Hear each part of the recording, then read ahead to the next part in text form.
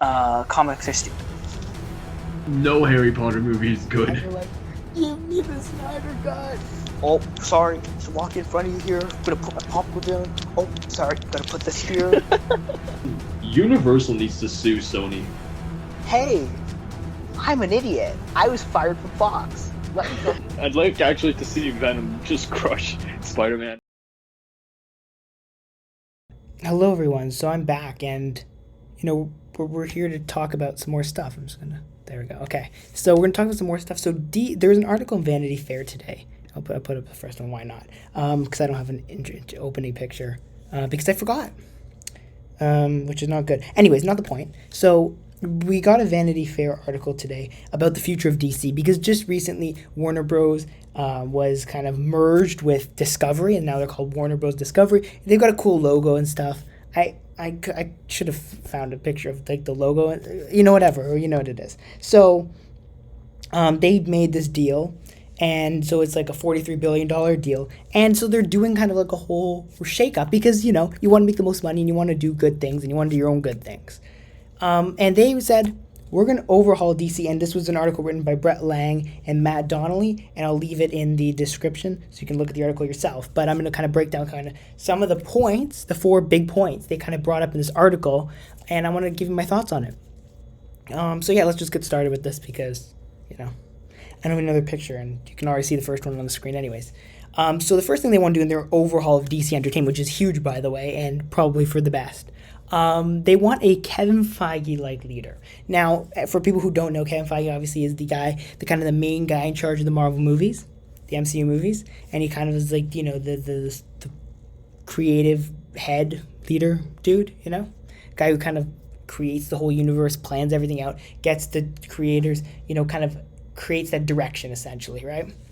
And so they want someone like that, which just makes sense to an extent, but also is kind of like, that means you do want to go in the cinematic universe direction, which, they tried at Zack Snyder and, didn't exactly go great. So, I mean, there's questions there about how well that would go.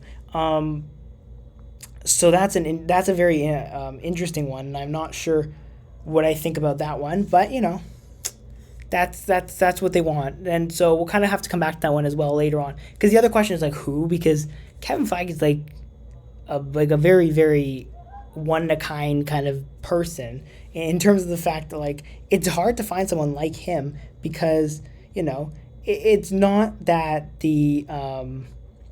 that there's just these people all the time, because they tried Zack Snyder, they tried Jeff Loeb, they tried a whole bunch of other guys, and just nothing seemed to. They tried Walter Hamada, right?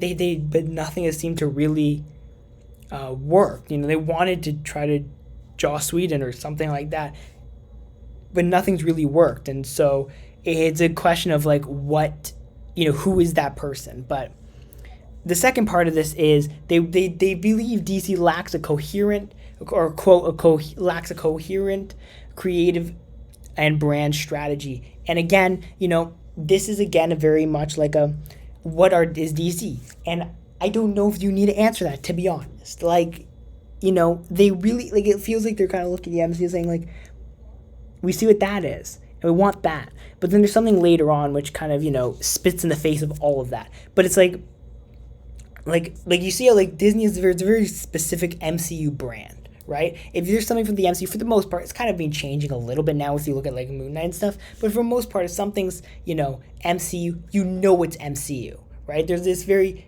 kind of a creative thread throughout it, and you don't necessarily see that, right, with DC, because you got Shazam, which is very kind of, uplifting, bright, colorful, yay kind of movie, and then you get the Joker, which we'll talk about again actually later, or you get the Batman or something else like that, where it's kind of like dark, right? So you don't really have that. They don't feel like they're the same, and obviously they are. They're, we don't even know what the DCEU is right now. But, and then you've also got, on the other hand, you got the animated universe, and you got Young Justice, and you've got all this other stuff kind of. So it's this weird mishmash of, like, some successful things and some failures. So, that's kind of an interesting one. And I do think it definitely needs a brand. I don't know what that is. I don't know, maybe is that darker? Is that, like, you know what I mean? Like, I don't know what that brand is, but I do think they do need to figure that out. They want to revitalize characters like Superman, and I think this is a big one, right? They don't. The article specifically talk about how they shelved characters like Superman, and I mean, it's a very weird one for me personally, because I don't believe this is a necessity, and the reason I don't is because I believe there's this overuse of Superman and these kind of characters, and I think that the best, like you look at Marvel when they started, Iron Man and Captain America and these guys, they weren't big OG Marvel characters, right?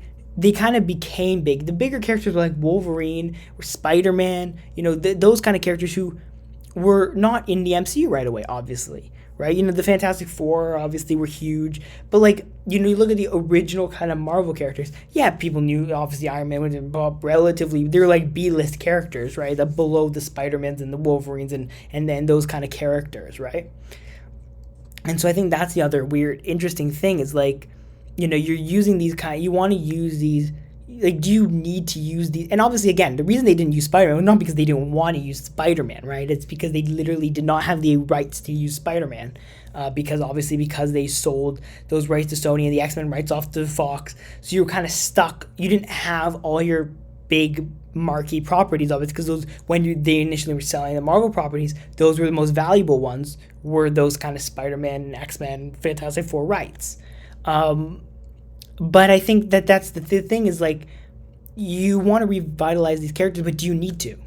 Or do you eventually maybe? But again, I think that's something where it's kind of it feels kind of like you can kind of see what they want to do, which is they want the MCU but in the DCEU. But then their next point completely contradicts all of that. And so it's kind of, that's what we'll just talk about that now. And the last one is they want more stuff like the Joker. And, it's very weird. Okay, so this is the conundrum that I find myself in, and I think a lot of people will probably end up reading this over and kind of seeing themselves in the same conundrum, which is how do these two ideas essentially coexist in the same world? The Joker is great because it's its own thing. It's separate. It's more of a gritty, down to earth kind of thing, but it's completely separate from the superhero aspect of DC. Right? You can argue the same thing a little bit with Batman, but it's a little bit different, right? The Joker, B-list kind of villain.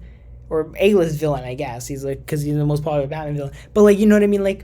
Another a B-list character, I guess, in a sense. And it's but then you're making him the main, in terms of being a main character, and then you're making him the main character.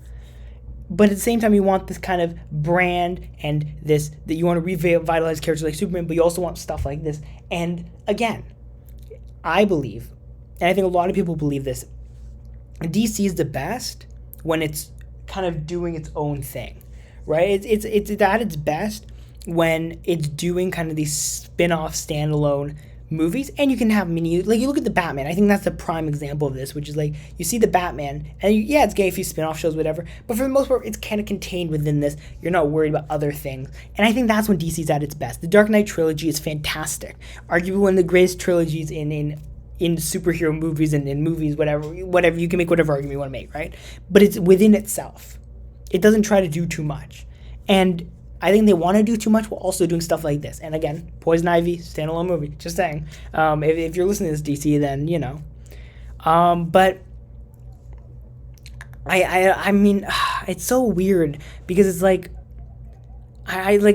it feels like it's so contradictory unless you want to make your entire universe kind of this, you want to kind of essentially spin it out of the Joker world, but that doesn't make sense. So how do you do that with Superman, right?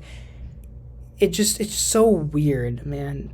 They really I don't even DC wants to do I think we need more information, but I don't think you can do all of these things at the same time.